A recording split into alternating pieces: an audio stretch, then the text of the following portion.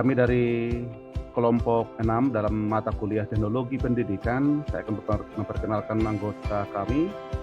Saya sendiri Jente Ahmad Sipayung, yang kedua Bapak Stephen Keti, yang ketiga Ibu Epa Monika Kodongan, dan yang keempat Ibu Wingga Lumajang.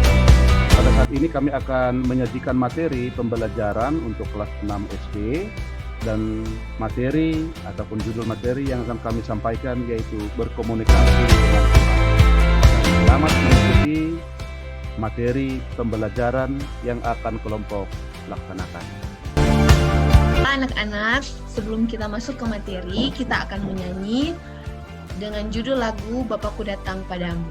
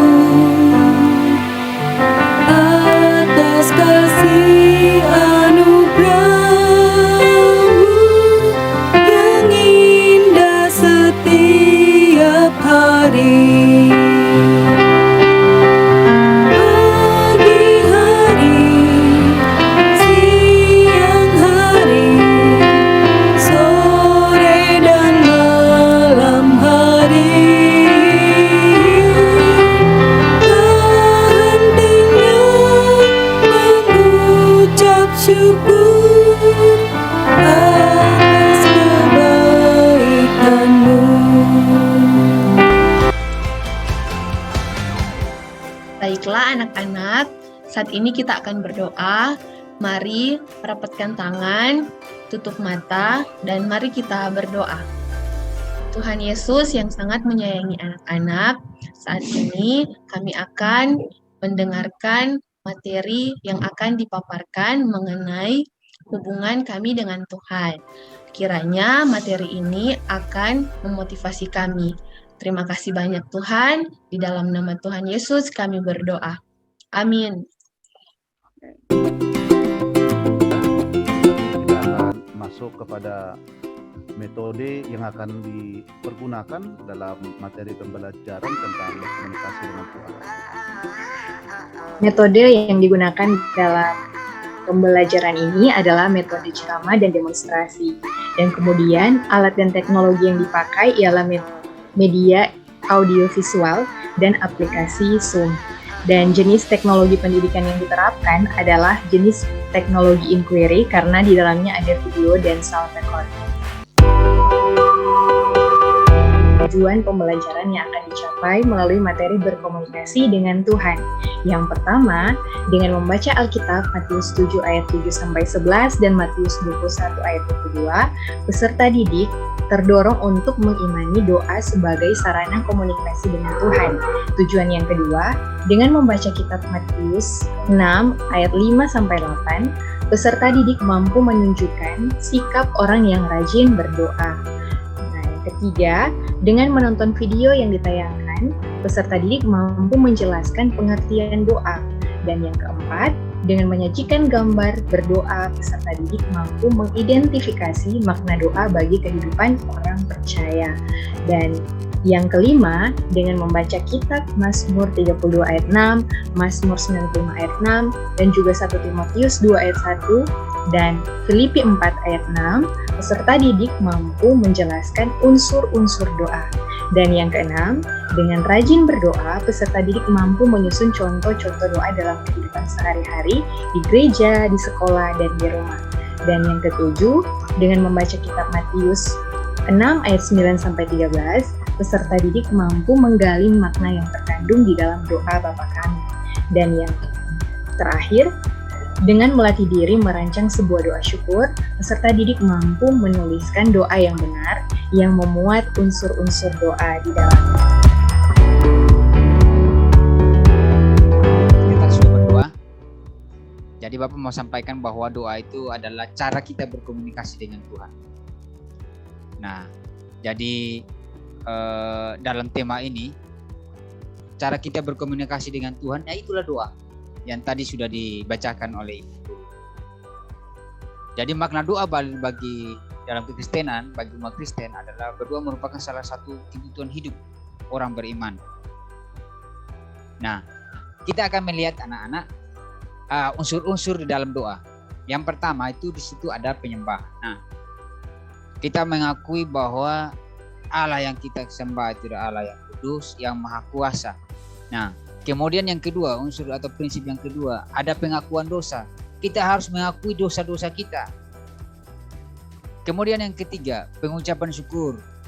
Ya, kita bersyukur karena Tuhan masih memberikan anak-anak kesempatan, saat ini masih duduk mendengar penjelasan Bapak Guru, bisa belajar, bersyukur karena Tuhan kasih kesempatan anak-anak bisa naik kelas, dan ke depannya bersyukur Tuhan pelihara jaga kehidupan anak-anak sehingga kelak bisa jadi orang yang berhasil. Kemudian unsur atau prinsip yang berikut adalah permohonan. Itu adalah unsur yang keempat.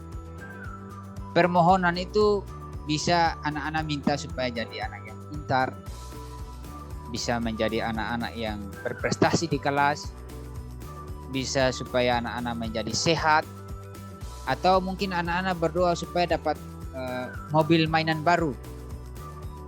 Nah, oleh karena itu nanti adik-adik, anak-anak perhatikan di dalam Injil Matius pasal yang ke-5, ayat yang ke-9 hingga ayat yang ke-15. Di sana diungkapkan bahwa Bapa kami yang di surga menunjukkan suatu kedekatan hubungan kita kepada Tuhan, yaitu hubungan yang dilandasi rasa sayang dan kepedulian.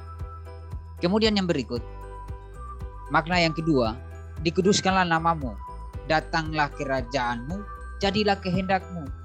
Itu menandakan bahwa kita percaya bahwa Tuhanlah yang memiliki kekudusan, karena itulah Tuhan layak disembah oleh manusia. Dan kita pun menyadari apapun keinginan kita kepada Tuhan, pada akhirnya hanya kehendak Tuhan saja yang jadi. Kemudian makna yang ketiga dari doa Bapa kami yang diajarkan dalam Injil Matius pasal 6 ayat 9 dan 15. Berilah kami pada hari ini makanan kami yang secukupnya.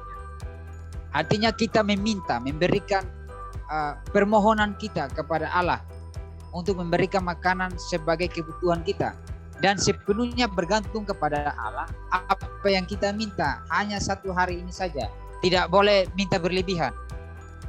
Makna yang keempat, ampunilah kesalahan kami. Bahwa sebagai manusia kita tidak terlepas dari kesalahan, sehingga patutlah kita memohon supaya Tuhan memberikan belas kasihan kepada kita. Dan yang terakhir, anak-anak, makna daripada doa Bapa kami adalah janganlah membawa kami ke dalam pencobaan.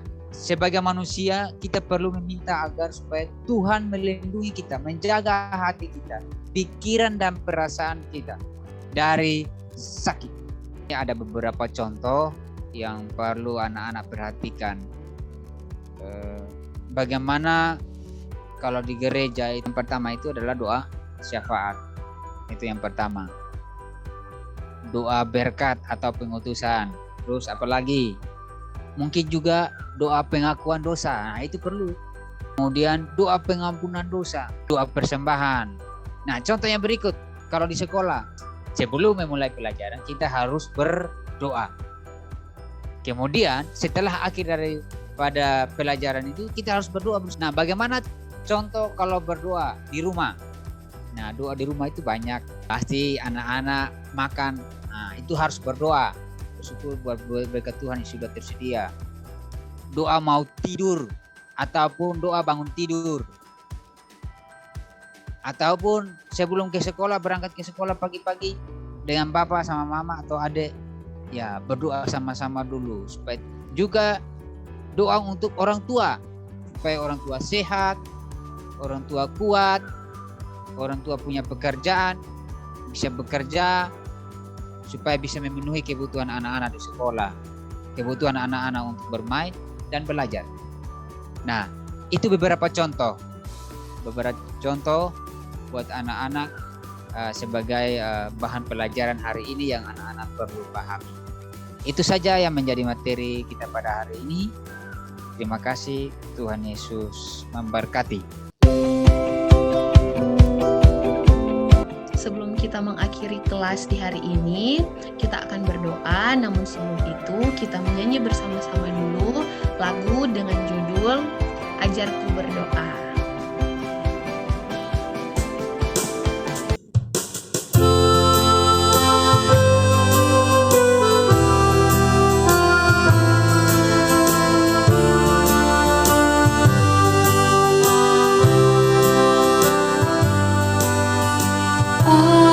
Ajarku berdoa, ajar percaya, ajarku cinta Yesus sepenuh hati. Ajarku cinta Yesus sepenuh hati.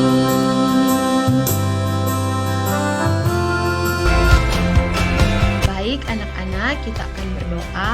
Mari lipat tangan, tutup mata, dan mari kita berdoa. Ya Tuhan Yesus yang sungguh mengasihi anak-anak, kami bersyukur karena pelajaran di hari ini boleh selesai. Kiranya kami boleh menerima setiap pelajaran dengan baik dan kami boleh melakukan itu dalam menjalani kehidupan. Berkati kami Tuhan, ini doa kami di dalam nama Tuhan Yesus kami berdoa. Amin. Sahabat kami dimanapun kita berada, demikianlah pembahasan kami dalam materi berkomunikasi dengan Tuhan. Kiranya materi pembelajaran yang telah kami sampaikan bisa menjadi berkat dan membawa semangat dalam kehidupan kita sehari-hari. Kiranya Tuhan Yesus memberkati kita dimanapun kita berada. Shalom.